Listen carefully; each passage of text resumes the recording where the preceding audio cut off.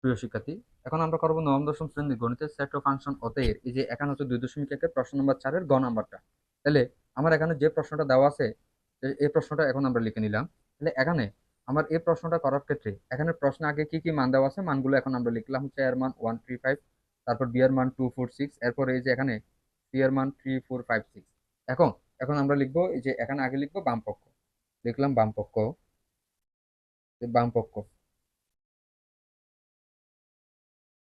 C.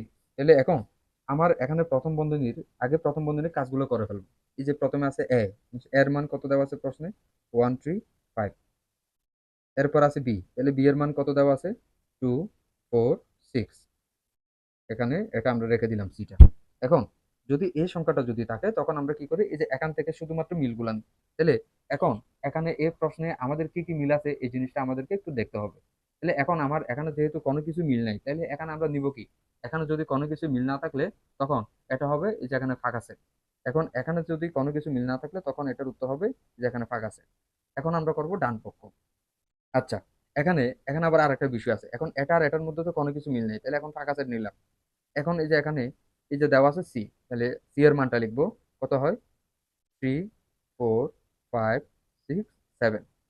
এখন এটা যদি থাকে তখন আমরা কি করি, তাহলে মিলোমিল সবগুলো নিয়ে নেব। তাহলে এখানে কি কি মিল আছে বা এই যে কি কি মিল নাই, যদি আমাদের এই সংখ্যাটা যদি থাকে শুধুমাত্র মিলগুলাই নেব। এখন এখানে যেহেতু কোনো কিছু এর আগে মিল ছিল না, এর আগে ফাঁকা সেট নিলাম। এখন আবার মাঝখানে এই চিহ্নটা যদি থাকে মিলোমিল সবগুলো নিব। তাহলে কত হয়? 3, 4, 5, 6, 7। এখন এখন আমরা করব এই যে এখানে ডান পক্ষটা। এখন আমরা প্রথমে লিখলাম এই যে এখানে ডান পক্ষ।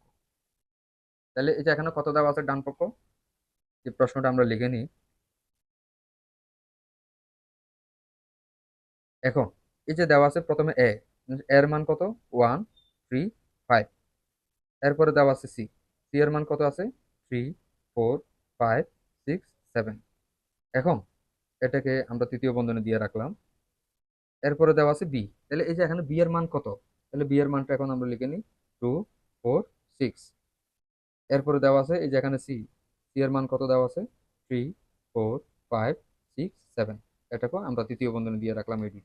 এখন যদি মাঝখানে এই চিহ্নটা যদি থাকে তখন আমরা কি করি, তখন আমরা এখানে শুধুমাত্র মিলগুলাই, না এখানে যদি এই চিহ্নটা যদি থাকে মিল সবগুলাই নেব। তাহলে কত হয়? 1, 3, 4, 5, 6, 7। এবার এই চিহ্নটা দেওয়া আছে, এই চিহ্নটা লিখলাম। এখন এটা আর এটার মধ্যে মাঝখানে যে চিহ্নটা দেওয়া আছে, তাহলে এই চিহ্নটা যদি দেওয়া থাকে তখন আমরা কি করি, এই যে এখানে এখানে মিল সবগুলোই নেব। তাহলে কত কত আছে? 2, 3, 4, 5, 6, 7। এখন মাঝখানে এই যে এই চিহ্নটা দেওয়া আছে তখন আমরা কি করতে পারি, এখন যদি মাঝখানে এই চিহ্নটা যদি দেওয়া থাকে তাহলে শুধুমাত্র আমরা মিলগুলা নেব। তাহলে কি কি মিল আছে?